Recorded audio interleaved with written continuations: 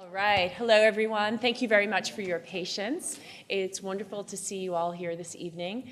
My name is Carolyn Kassan. I'm the academic director of the graduate program here at the Center for Global Affairs, and I also oversee the energy and environmental policy concentration. And very thrilled that tonight's event is the first in our series for the 2017-2018 academic year, Fueling Our Future. We started this series in 2012 with the intention of going deep in terms of looking at energy and environmental issues from a global perspective. And tonight's panel is going to do just that. Frugal Innovation, Co-Building a Sustainable World with Fewer Resources. Very excited about the stellar panel that we have. I'm not going to introduce our panel, but I am very honored to have the opportunity to introduce our moderator, Vijay Vaideshwaran. Vijay is the US business editor at The Economist. He's also a very dear friend of the Center for Global Affairs, and I think if Vera were here introducing, she would say that Vijay is very much a part of the CGA family. Prior to, actually he just returned to the United States. He was in China, where he served as the China business editor and bureau chief, which he launched in 2012 and just came back this past summer. He is a phenomenal writer, and as you will see tonight, also a exceptional moderator and public speaker. I encourage you all to read his full bio, but his most recent book is Need, Speed, and Greed: How the New Rules of Innovation Can Transform Businesses, Propel Nations to Greatness, and tame the world's most wicked problems. I had the opportunity to introduce Vijay to a group of students that I had in China. So he met with us while we were in Shanghai, and he gave just a fantastic overview and definitely a highlight amongst for our students. So with further ado, I'm going to hand the floor over to Vijay. But again, it's wonderful to see you all here this evening, and I join you in being very excited about this evening's conversation.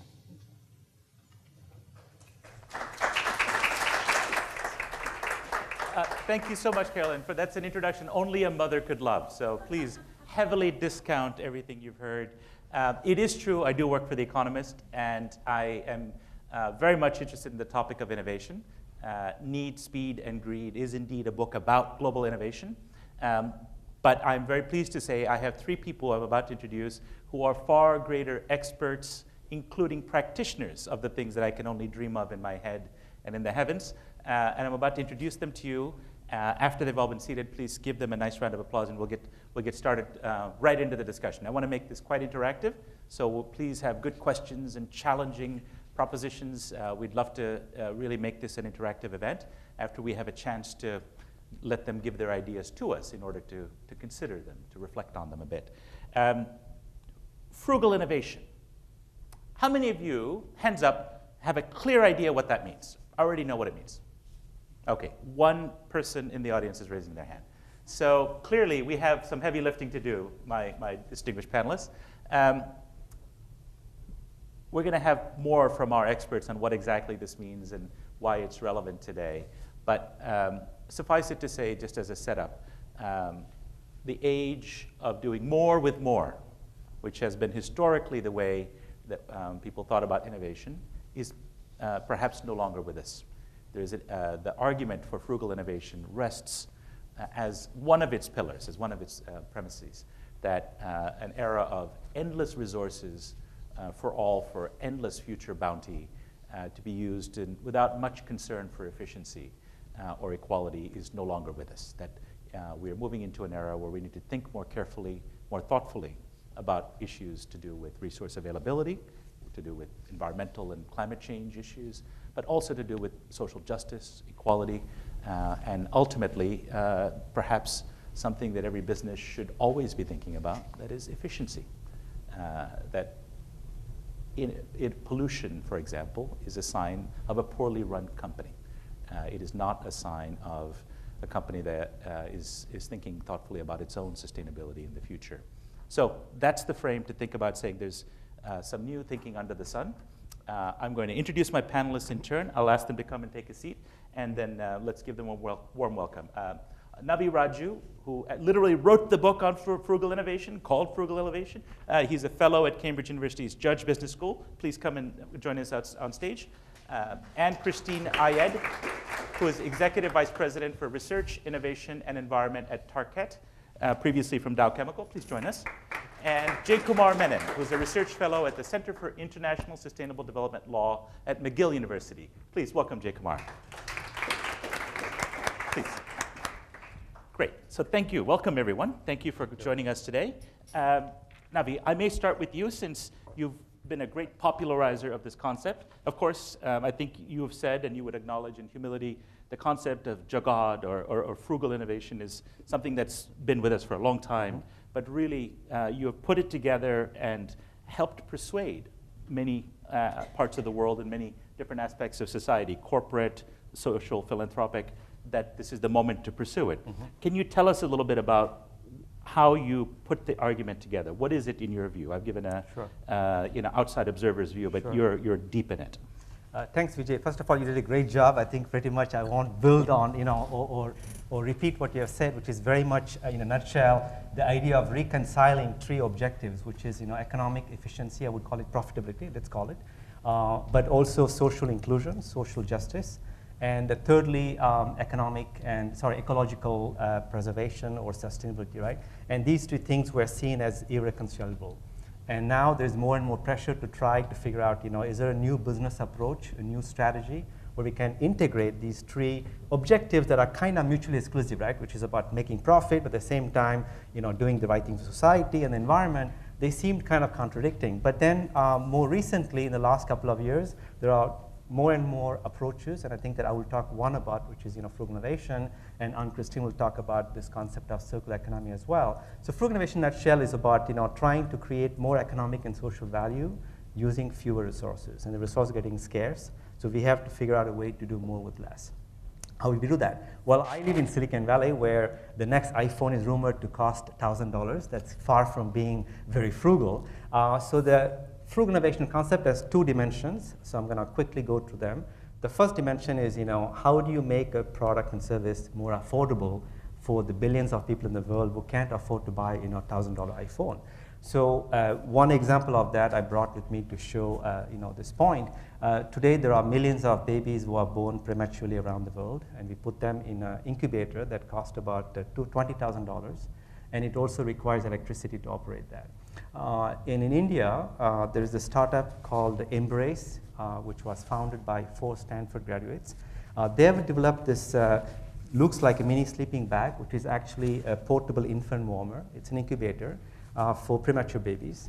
And this one cost only $200, which is 1% of the cost of the incubators, and doesn't require electricity, because all you have inside is something that looks like wax, which is this material that you can put on a heating pad or on a boiling water.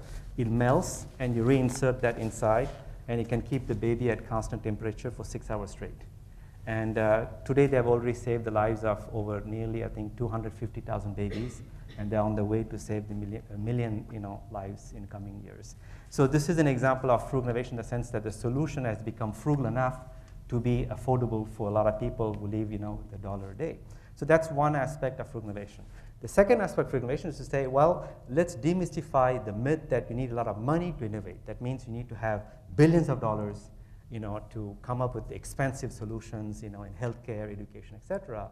And here I have also a product, so I brought a lot of goodies to show you how it works and convince you as well. So this is called Raspberry Pi. This is actually a computer the size of a credit card. It cost only $35. This was developed in Cambridge University, initially to train young girls and boys into programming, to give them a taste of computer science. And the next thing they know, they have sold over 25 million units of this around the world. And this is being used for all kind of purpose. It could be to build medical devices, very affordable medical devices, or to teach children. For example, in India, you take this and you can download all the content from Khan Academy, or Wikipedia, and then you can locally access in a room like this from low-cost tablets. For places that may not have connectivity all the time. There are 5 billion people around the world who don't have access to the net. So for them, this is a boon.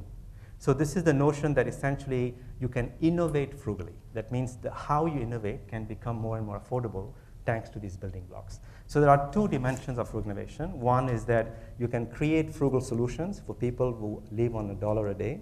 It's possible now.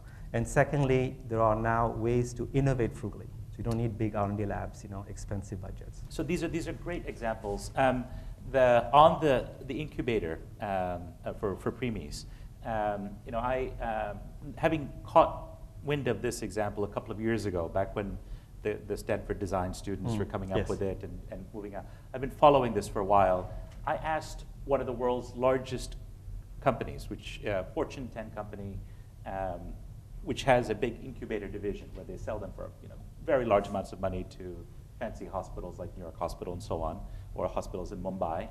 And I said, what are you going to do with this frugal innovation threat? And a few years ago, he said, well, that's very hard for us. Just a few weeks ago in Hong Kong, I encountered the same very senior executive. He said, well, I'm very pleased to inform you, our team has cracked the code. Right. $2,000. We have a frugally innovative product that everybody can afford. And I said, this costs $200. He said, oh, we can never do that.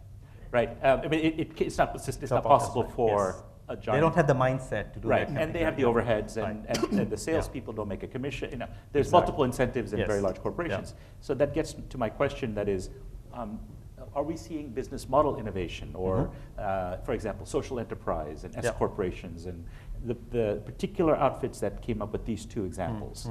How do they organize themselves? Are they philanthropic? Right. Yeah. Is it academic, and therefore they don't expect to make a profit? Or can you tell us a little bit about the incentives that helped create these wonderful examples? Sure. First of all, we have to remember that a lot of the frugal solutions coming up are not just for charity. I mean, that was the kind of first wave. So the next wave are actually social entrepreneurs, and maybe Jacomo will talk about it, are people who are trying, again, this is important, right, who have a social heart but a business mind. And they're trying to integrate them. So that's why it's important, right? So Jane Chen, who co-created it, she's a Stanford MBA.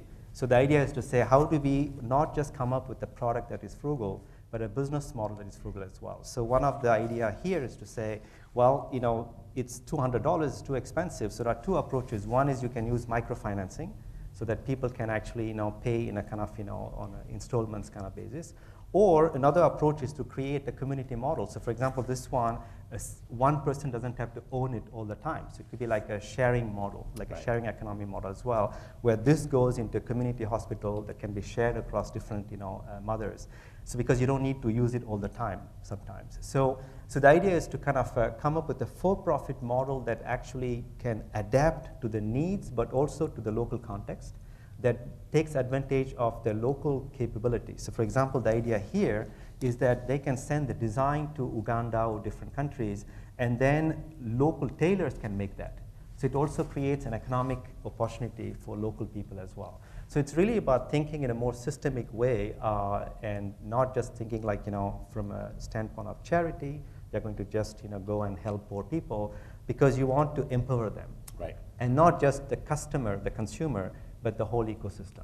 And that's where I'm more excited, because frugal innovation begin with what I call point solutions, one small solution at a time. And now it's extending to become more about a frugal business model, but also creating a frugal supply chain, a whole kind of value chain, which is frugal in every aspect of from R&D, manufacturing, distribution, et cetera. And that's why you need a lot of skills and capabilities that are more than just engineering and science. You require business skills, partnership skills, et cetera. So you can't be just in one silo like a traditional corporate thinking in the old days. No.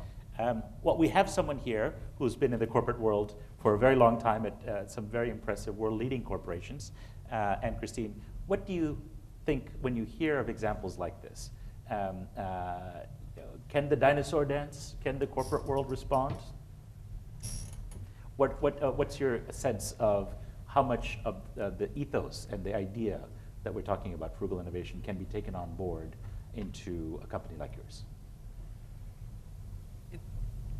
I think in our case, you need to have a vision of what you want to do. You know, probably more than a long-term vision, not just a short-term vision, where you realize that resources are scarce.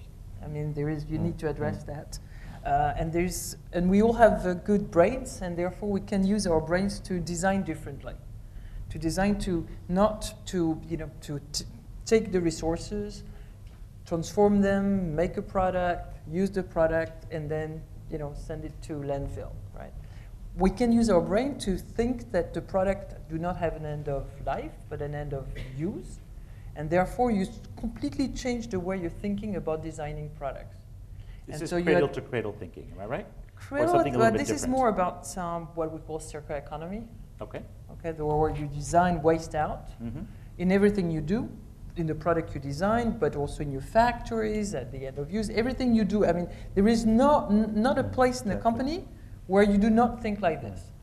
However, when you start thinking like this, and that you don't want the product to have an end of life but an end of use, and because you're thinking long term, you also want to be sure that the materials you're using are safe for people, safe for the environment, and so when you recycle them, or you compost them, or whatever they become at the end of use, that they stay safe for people and the environment, because this is the way the nature works, and therefore you want to use healthy materials, and this is more of the cradle-to-cradle approach, right? Right. So cradle-to-cradle is, yes, it talks about not the end of life, but the end of use, but it talks also about have a positive impact on the environment and also using healthy materials. And this part is as important as the closing the loop.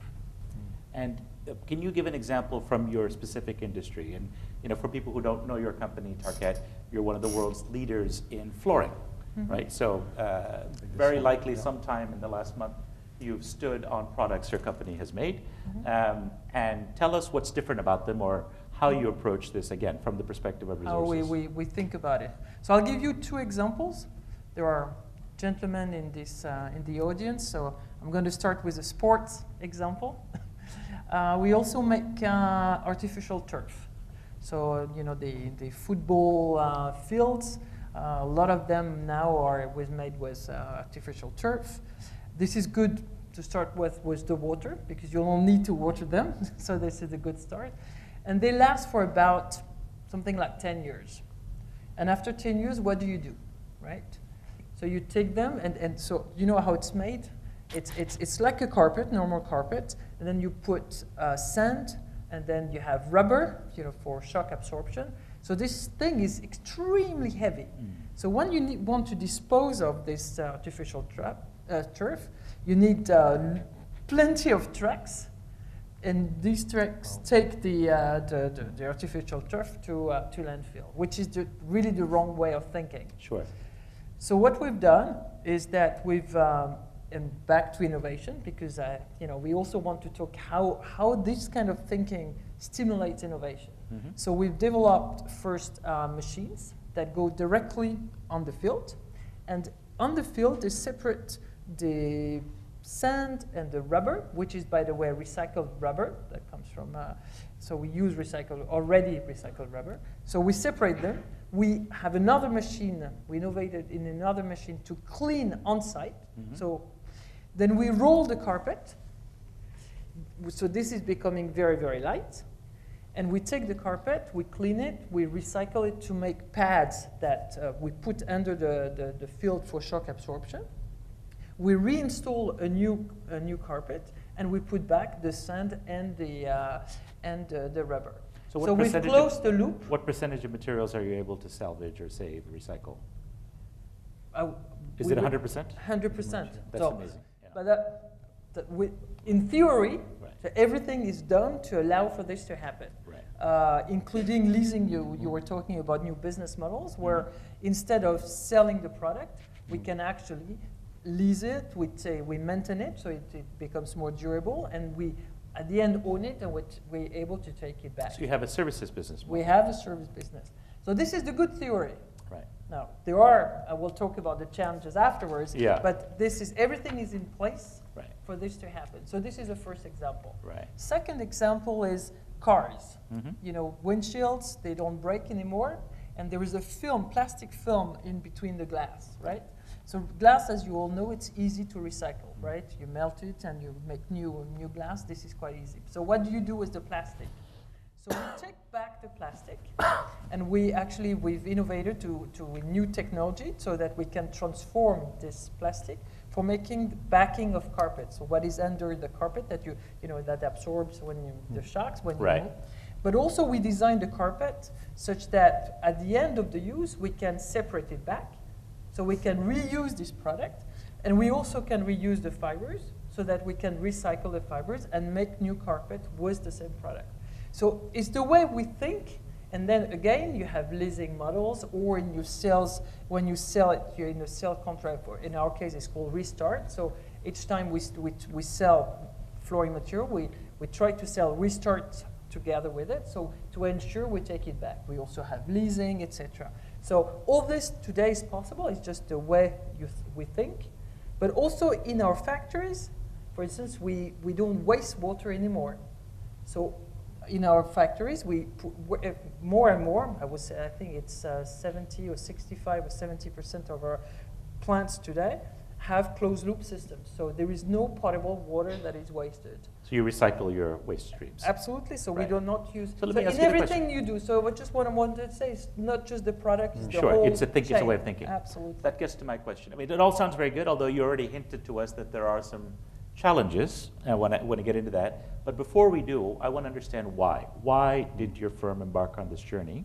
And what are the incentives that you had, positive, or in the sense of regulation, positive and negative incentives, or reasons to do it, or fear fines and so on? Can you give us that answer? First, you need a visionary leader. Sure. And I think the chance we're having is that the company was also, their shareholders is a family for a majority. So they also want to keep, to keep a company as a sustainable company. So they tend to have a longer-term horizon, longer term. So it was rather balanced, than the quarterly results and so on, right? So of public it's not companies. 100% private, but enough to take that risk. Okay. Right? We've been recycling for many, since 1957, Right. and so the economics are right. So that there is lots of cases where when you use what we call these secondary raw materials, so this recycled material, it's actually cheaper. So we knew that the economics was right. So this is the interesting point, that we've gotten to a tipping point where for a number of materials, reuse is cheaper than virgin materials. That's what you're saying. Absolutely. And so already that changes today, the calculation. already today. Right. But as you can imagine, even more tomorrow. Right. Because the less resources we have, the more expensive it's going to become. Right. And since a lot of these materials are linked to fossil oil, Right. and the prices is not stable, you also have a lot of variation in terms of the cost of your raw materials. So when you use secondary raw materials, you should be able to better maintain the price on the long run. At least that's a theory. We'll see whether that's, but already today, it makes economic sense to actually recycle. And there were product ranges where we were losing money, but when we started to recycle more and more and more, then we started to be positive. When you got scale. And we'll talk about scaling in a moment with Jacomar, but you did allude to challenges. So tell us about one or two of the challenges that you had. There are a few challenges. First, the maturity. How people, for us, it's the take back that is really critical. If we can't take it, if we don't take back our product, then it's difficult to recycle. So we use 80,000 metric tons. So in 2016, 80,000 metric tons of recycled materials. But it was not just our materials, right? It could be nylon from fishing nets. It could be this plastic PVB that comes from windshield, as well as our own product that we recycle. But the take back, because there are many countries where landfill costs nothing. In Brazil, in Brazil we have great products. It's 99% made from materials that are either rapidly renewable or recycled or very abundant in nature, like calcium carbonate. But because landfill is free, you know, the incentive for the customers to give it to us is a bit challenging. Then you have regulation between countries, like you can't transport waste between the different countries in Europe. It's less of an issue in the US, but in Europe you see it. The lack of regulation. You could see in the US, with California pushing for the recycling of they don't want to have waste and their landfill is disappearing. So California is certainly leading in the US. That's helping. So we are, as a company, we're committed. We say, okay, we'll do everything we can to achieve the high number of recyclers. So regulation. Do you offer the same products in the rest of the U.S. as you do in California? Because the federal standards are not the same, obviously. No. As the state level. No, it's not the exact same product, but the challenges are the same, right? So there are places where there is regulation that is pushing us to, to helping us, and there are regulations that are not helping us, that are just doing the opposite. And then what I was saying about healthy materials, in Europe, for instance, you have a regulation which is called REACH, which is about the safety of materials, to make sure they're safe to people and the environment. And what we know today, we didn't know 20 years ago, right? So a product like this one, how often do we change the carpet? Every 5, 10, 20 years. So when we take back materials that were installed 20 years ago, like in some of our PVC products in hospitals or schools, they contain what is called legacy chemicals, right, that not only we don't want to put back in our products, but on top of this, there is a regulation in Europe that prevents us from doing it. So there are many, many challenges, right, but the direction is right. And so we have to do everything we do now is going to help us to survive tomorrow, but we need to manage through the transition. Okay. Well, thank you. Thank you for taking us through that, because that does give a sense of how, as a for-profit company, you can take on some of these issues. You touched on the question of scale and achieving enough scale. And I know, Jaykumar, before your current work that we'll talk about in a moment, you've spent time at the X Prize Foundation, which some of us will know has grand challenges for achieving big goals in various areas. You led up their efforts in the development area, and now you have a couple of other initiatives that you're launching on your own that you're trying to get to scale, affecting the lives of 1 billion people. Can you tell us how you think about linking frugal innovation with exponential thinking and scale? Sure, Vijay. We're here at NYU. Thanks everybody for coming out, devoting part of your evening to us. We're talking about frugal innovation, and why? Because there are pressing problems affecting the world at a scale of billions of people and our own planetary nest, right? So unless we innovate and do things differently, all of our future is in peril. And so my focus now is on problems that affect 1 billion or more people, that are very serious and that are potentially subject to transformative change. And if you want to help 1 billion people, first of all, why 1 billion or more? Look, these questions, clean water, poverty, lack of access to energy, education, affect several billion people.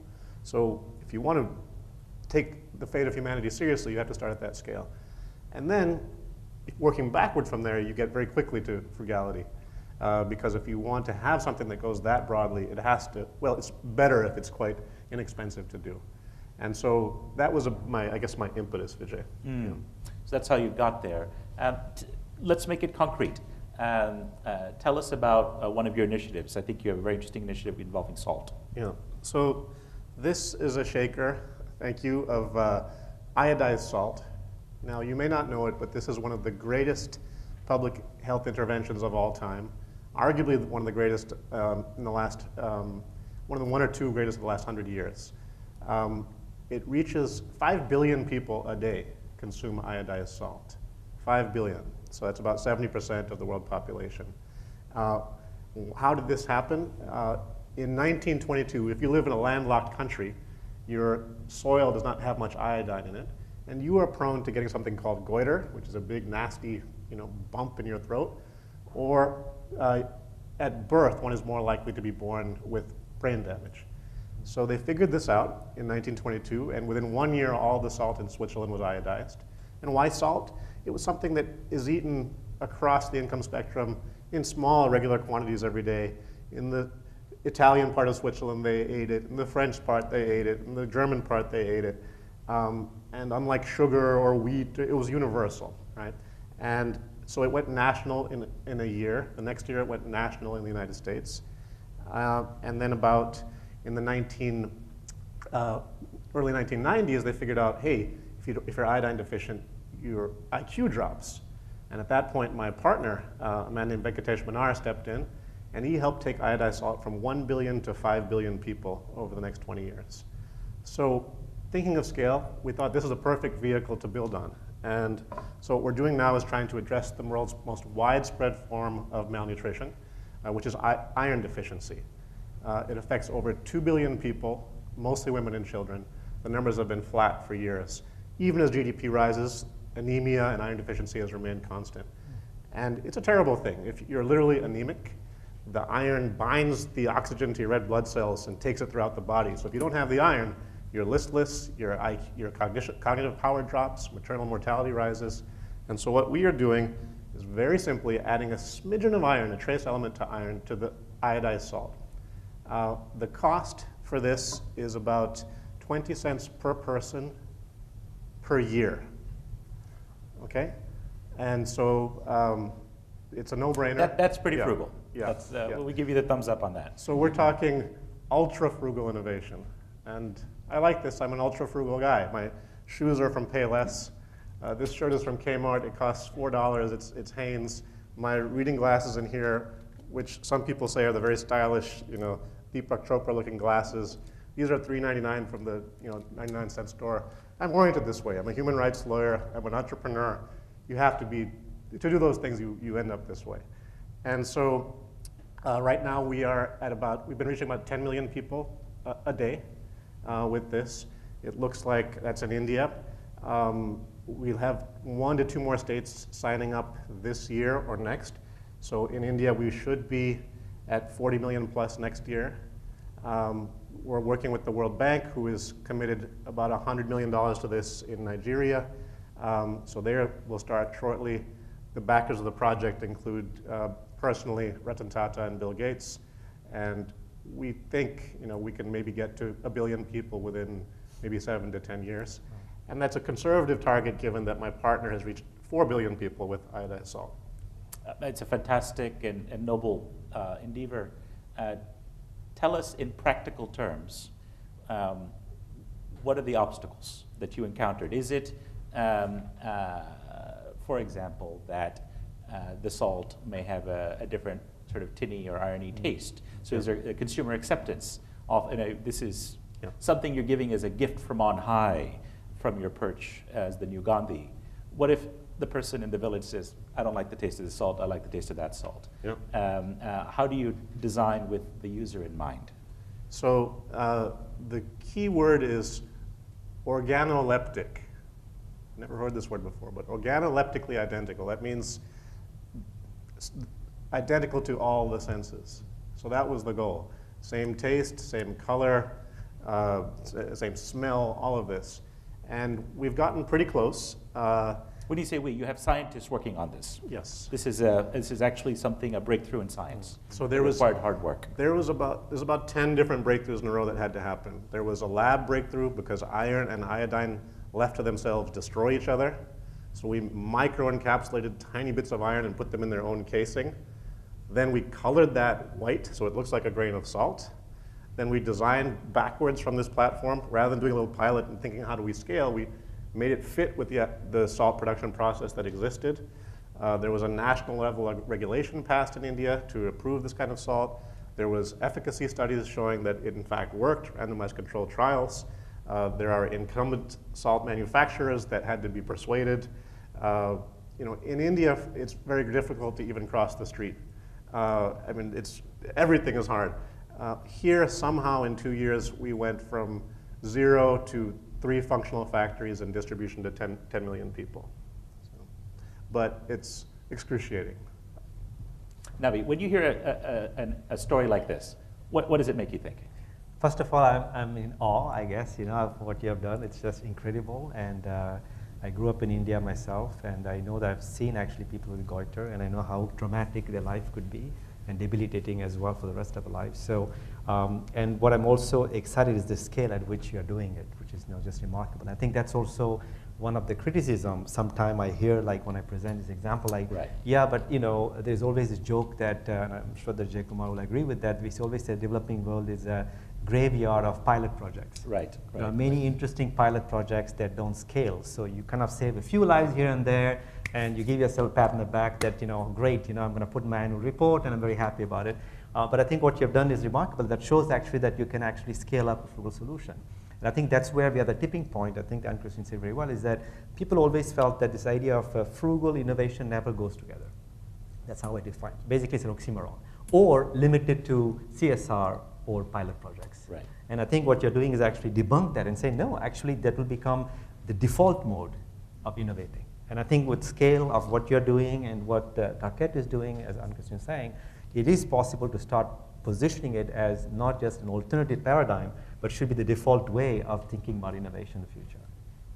I want to come to the audience for a couple of questions in a moment, so please start collecting your thoughts. But let's come to Target and Christine. The corporations, especially global ones as yours, by definition have scale. You figured that part out. What lesson do you draw from an example like the one that Jay Kumar has given us? What can companies do? What is your social contract? What do you owe society? How far can you go beyond even an enlightened company with a strong family influence thinking for the long term? And where does it cross the line into philanthropy for you? Somehow, an industrial company should when we install a carpet or I gave the example of sport or any other products.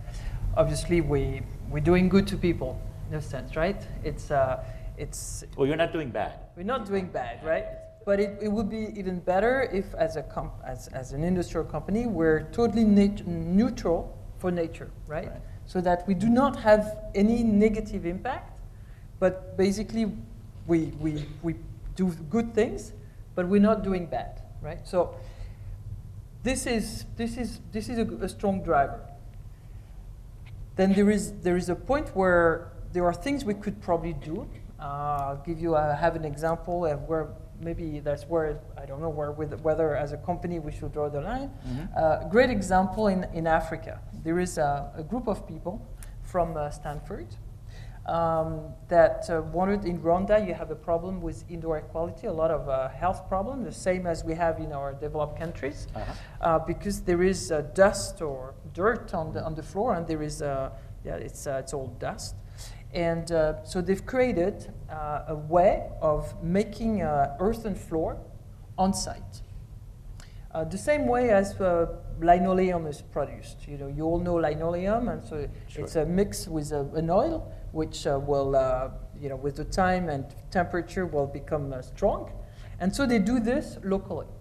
And so these young people, they're now training the local people in Rwanda to actually make this, and they sell it for almost nothing. So people that couldn't afford to have healthy houses with proper floor, now they're really teaching them how to do it.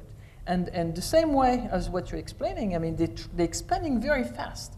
And it went so fast that the idea was so good that they were struggling with the business model as well, because everybody was able to do that almost themselves. They didn't need to go through them, etc. So they very quickly realized that they needed to rethink the business model and to be able to have this positive impact. So this is probably what, for a company like us, when we learned about this, we were ready to help these guys. Honestly, we thought it was the right thing to do. We were very inspired. Even though the immediate profit was not obvious to us, but that was the right thing to do. And we still would like to support these people.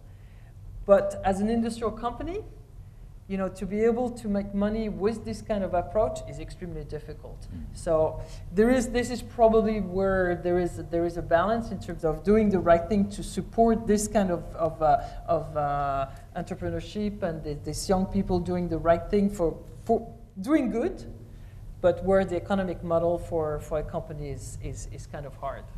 This dilemma that you find yourself in, thank you for sharing that with us, is one of the challenges that big companies have, especially big successful companies. When disruptive ideas come around, it's very difficult. Rare is the existing company in a field the one to produce the disruption that transforms the field, particularly if it's a frugal innovation, which questions and challenges the business model, right? And an example from Africa on this front. Many of us will know that mobile payments are taking off now. I come from China in the last few years where I used to go for 2 or 3 weeks without touching my cash, and nobody uses credit cards there anyway. It was all WeChat Pay or Alipay, the online payment systems. They use it 100 times more, 100-fold more online payments in China than in the US last year. But it originated in Africa with something called M-Pesa, online in money sending using. Many of you would have studied this. The person who originally developed, one of the people who was key to developing this, was at Vodafone, a British company with many overseas divisions, and couldn't get any traction at Vodafone. Why? They're a traditional company, telecoms company. And so they actually had the good sense to encourage the person to leave and to pursue the idea so they could get away from headquarters thinking and the normal incentives. And it has gone on to, in a way, revolutionize the lives not only of Kenyans, but was the seed that led to Alibaba and ultimately Tencent taking up this idea, which is now one of the, I think, an incredibly empowering tool, allowing micropayments, allowing microcredit, crowdfunding, so many things that, again, collision. Or buy solar energy. Exactly. Well. Any kind of, that's what amazing, right? I mean, Africa, people say like, when it will come up with the, kind of the equivalent of Apple or iTunes. Well, M-Pesa is the foundation, because once you have mobile money, you can, use it to buy like, solar energy, healthcare services. Greatly reduces the friction for exactly. these transactions, right? And it allows, for example, there are companies that allow micro-entrepreneurs from anywhere in the developing world to reach customers. You don't need to be a giant multinational. You can start with a few people, a great idea, and access to global markets. SamaSource is an example of a company that encourages and enables people who are working in developing countries to find markets, to find customers for work, what would be called freelance work or the gig economy work. But it's enabled by a technical platform, including this kind of micropayments for micro work. And so we see a lot of these innovations coming from all sides. Absolutely. And this is sort of maybe a point I want to get to, but let me give the audience a chance. Yes. There's a gentleman, sir. Just please identify yourself, and if you can ask a question. World College, Political Science and Sociology. The reason why I knew about this frugal... There's a microphone for you. That's right. About 40... Oh, we're recording this, please. Yeah, about 45 years ago, I lived in a kibbutz in Israel. And one of the things we did, no one on the stage talked about the food concept. When you're living in an arid area, like the Negev, the food supply, the water, what they came up with was drip agricultural hydroponics, where they're able to take a tomato and know exactly how much water it needs and drip it through. So I saw this in reality. That concept is now used all over the world, and it's now reducing the level of food.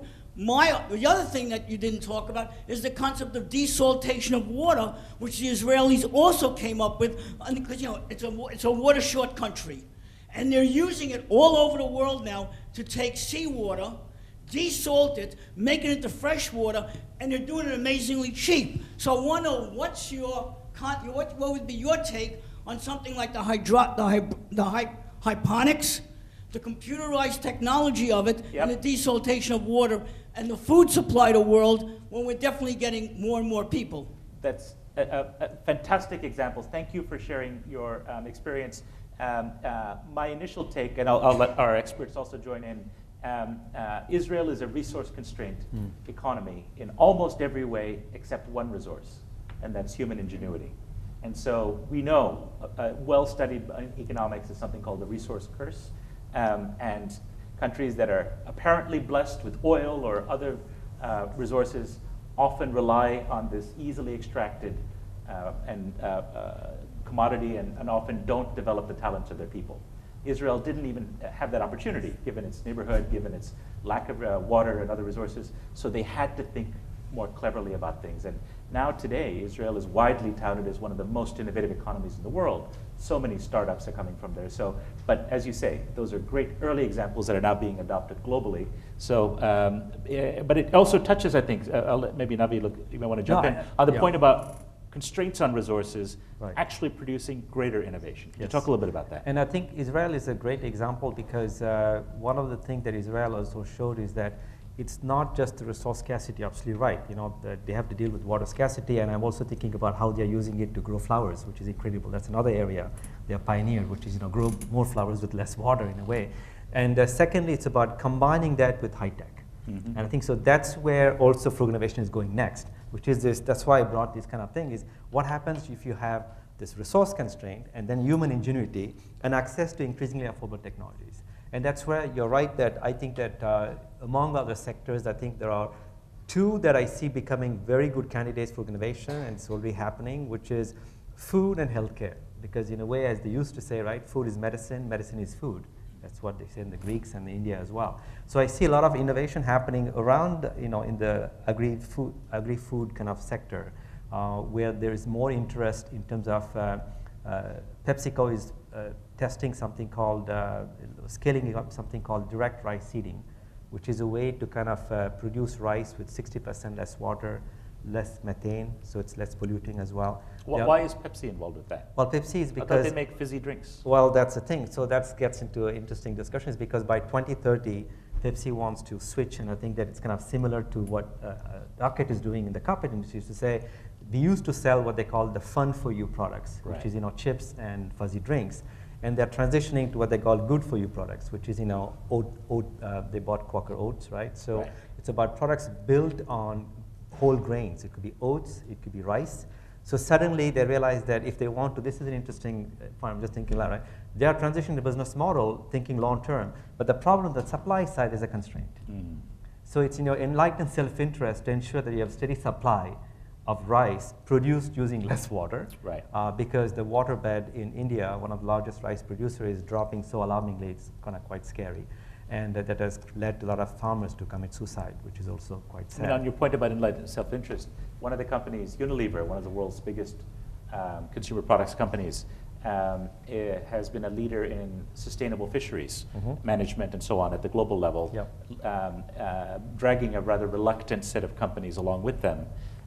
In part because they're the world's biggest consumer of fish, right? So in order to keep that business model going, this is where the self-interest comes in, right? Yes. So you have to create the demand on the crop. I think that's kind of what I think we are seeing as well. Like, you know, if people like Target saying, you know what, we are going to need waste.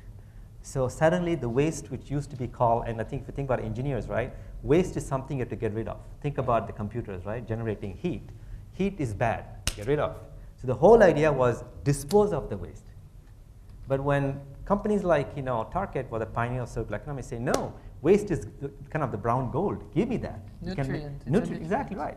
So suddenly it creates incentive. People say, oh my God, we have to figure out a way to not get rid of the waste. So there's a lot of rethinking going on about a lot of basic and often lazy assumptions that were made in an age when everything seemed endless and abundant. That's right, so that's very interesting to see.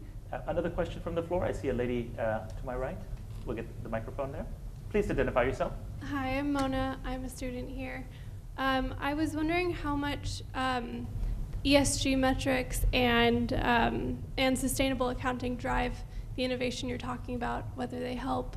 Okay. What do people think? Did you say SDGs? ESG, environment, social governance. Oh, yeah.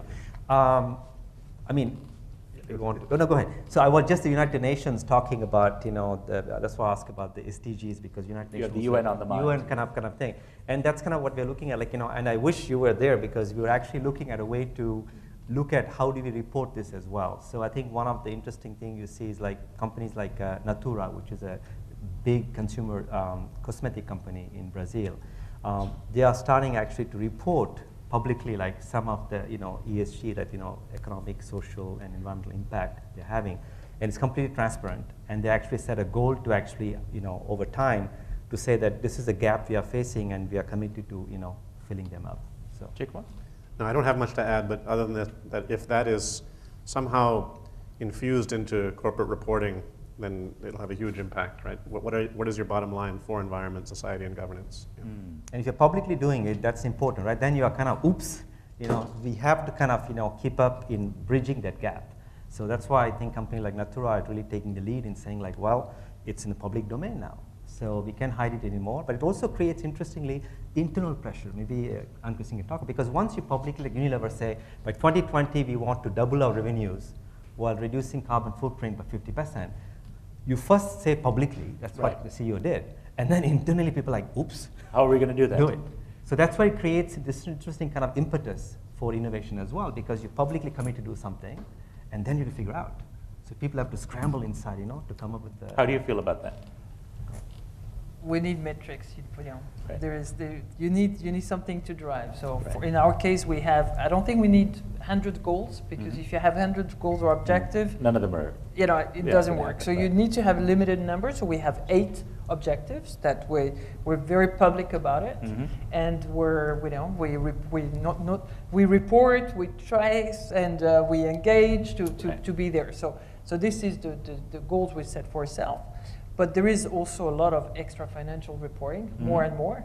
And if you look at the rating companies, they look more and more for extra financial. So this is becoming extremely important. Right. Whether you're GRI compliant, whether you play full transparency. So this is becoming the world is becoming transparent.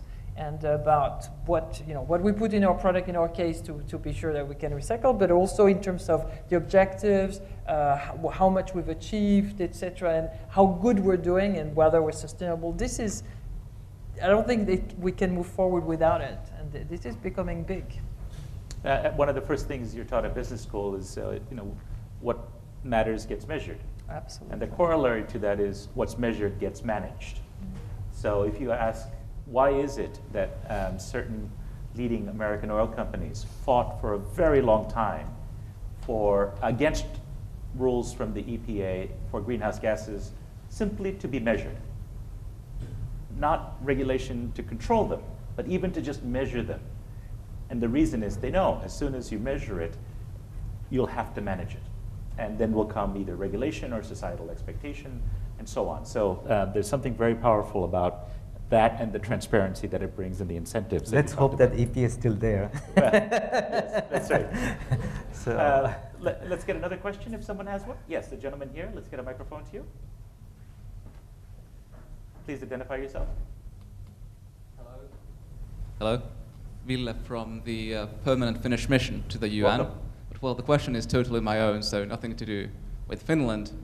But well, as we work in the UN system, we see that, well, let's say the developed countries, we give developing aid. That's the major way how we try to help the developing countries. But well, now as we've had the financial, the economy has gone down, some countries have diminished the aid they've been given. But well, my question would be, so not how to give in a frugal way more aid, but how to encourage more frugal innovation.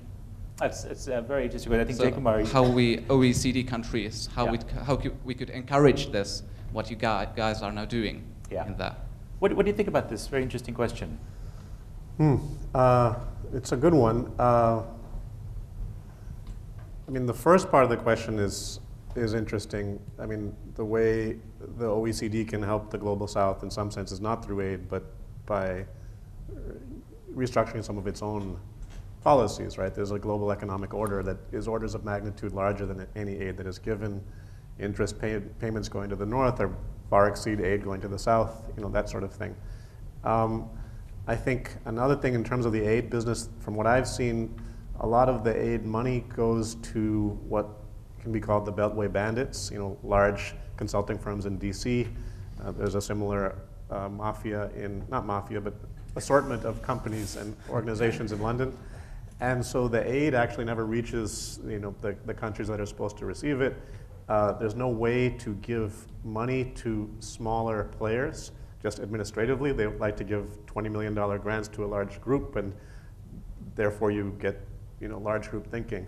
So one So it's idea, elite capture, basically. Yeah, and large capture. And so there should be some ways of, giving a grant to a smaller institution in the South that would then disperse micro grants to individuals who can do creative things.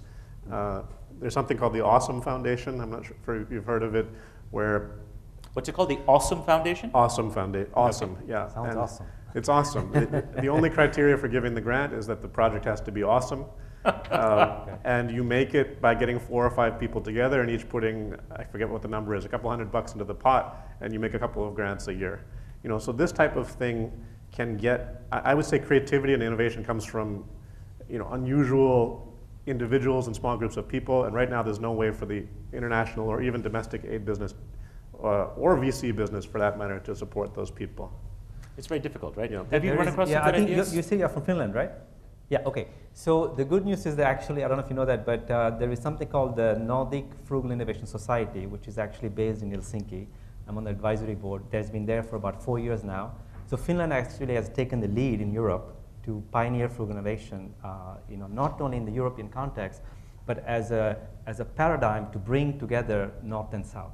And the idea is to say that, as you rightly said, it's not about giving aid anymore to poor countries, but can we create together with developing world frugal solutions like in healthcare that could have applications both for Europe and for developing world. So the idea is to say, as I said, what is Finland and the Nordic region are good for is maybe sustainability.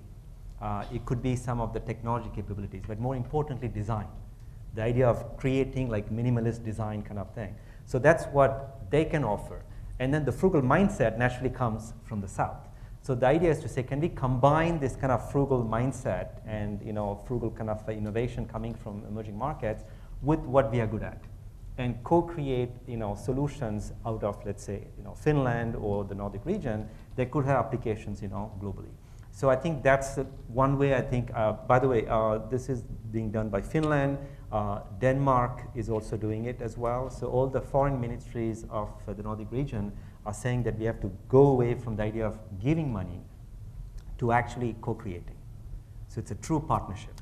That's a as of very now. encouraging trend, isn't it? Yeah. And especially with the bit broader context of open innovation that we're moving towards. Actually, Jaykumar, Navi had mentioned healthcare is one of the ripe areas for new ways of thinking. You've got a project involving open innovation in pharma. That's right. Can you tell us briefly what that's about? How's that fit in with our conversation? Sure. In 4 words, it's affordable medicine for all. What's the 20-word answer?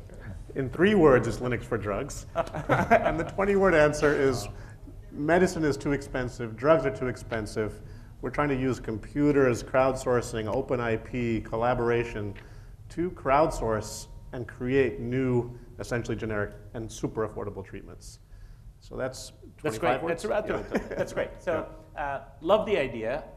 Give us a concrete example, and how are you avoiding the lawyers of big pharma coming after you?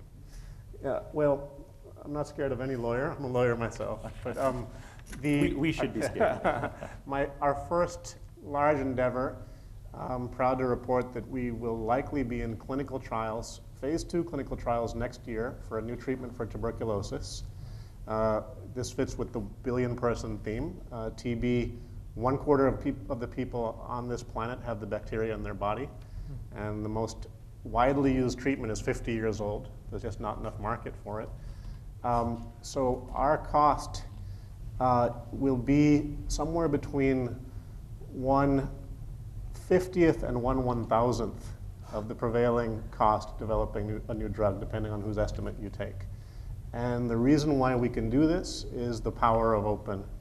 We're using virtual drug discovery, doing things on the computer, and more critically in this instance, repurposing already approved generic drugs that have already been developed and are used in different diseases, but happen to affect a pathway and a process that will be helpful in tuberculosis.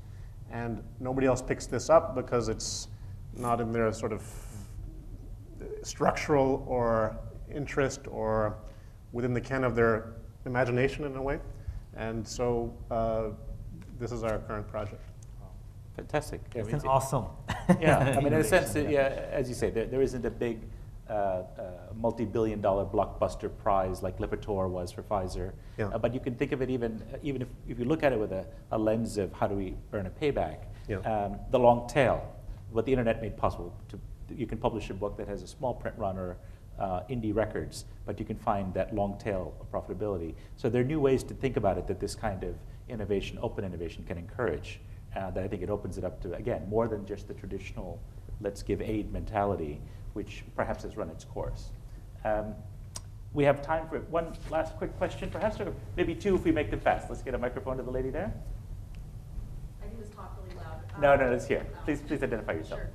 My name is Delane. I'm a student here. I wanted to ask a question, I guess, to something that Navi had said, that the developing world has become a graveyard for development projects. And I guess I just wanted to ask a little bit more about this idea that pre-industrial states are laboratories, and just ask if you all think there's anything problematic, or if you hold any kind of skepticism about the role of corporate industry or nonprofits testing their own solutions for development in low-income states, or if you think there's a belief in the development sphere generally in this merging of philanthropy and capitalism. I think we have spoken enough. I think. She directed it to you, although we welcome answers from anyone. So no, I think actually there are I've unpacked the question. There are different aspects to it, of course.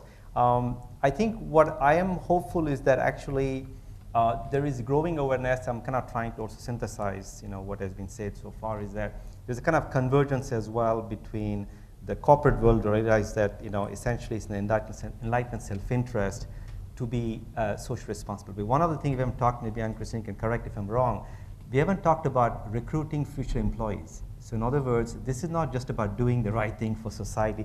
This is what not the customer is going to ask, right, among the millennials, but the millennials as future employees. Because 66% millennials don't want to work for a large company. They want to become an entrepreneur. So the reporting we talked about, I'm just connecting dots here. A lot of reporting is also becoming a recruitment tool. Because this is how you're going to get a young person to say, I'm going to come work for Target and not go work, not even Google. That's going to be passé soon. And they will become like Jay Kumar, right. Of looking for purpose and mission in a company than oldies like some of us on the stage. So I think there is, so that's why I think, the good news is that, this is new for me because I'm Gen X. But my generation will hear companies say, well, we have to talk about responsible capitalism, all this concept. Now I'm like, it's a sheer survival of companies, right? The average S&P 500 company life expectancy has gone down from 75 years to 15 years now. So they're going to be disrupted more and more faster, by a lot of these startups. So in their own interest, a company like Target, maybe you can talk about that from an HR standpoint, how it's also very powerful to retain talent, but also attract, next generation talent as well. So. What is really interesting in Target, where sustainability, by the way, was not even a topic 8 years ago, so it was really new for the company. I think it was 2 years ago when we have the employee survey. What rated the highest score was the people the employees being so proud of what the company is doing when it comes to sustainability and social responsibility. So it was just amazing that the people, not even, because you were talking about the people we recruit, but even the people from the company were extremely proud of being part of a company that is so engaged, that is trying to do the right thing, we want to do good, and we want to do it good together with other people. So that has been the first point. But each time now I interview people for new jobs, the first thing they tell me is, we've looked in the internet, we see what you guys are doing, it makes so much sense, and that's why we're here. So this is fantastic. This is really and this is not just like smoke screen, right? No. The young generation, they have a BS detector, which is why people have to like this, right? So they can find out really if it's true or not. There's so also you can just put out social media. Right, exactly. We have feedback loops that are much faster now. Right. So the old sort of style greenwashing, as it used to be called in the environmental world, put out an annual CSR report and then sort of go back into doing whatever you used to be doing. You might be able to get away with that in the old days. Or even better, I mean, you can take a piece of carpet and you can use a system like this to actually see, Analyze yourself. it, right? That's the thing. Exactly. That's why they have to be very, transparent. Yeah. And that's why I think it's very, So I can offer a counterpoint. So for example, in one of my cases as a human rights lawyer, we sued Shell for causing massive environmental damage in Nigeria, orders of magnitude larger than what happened in the Gulf.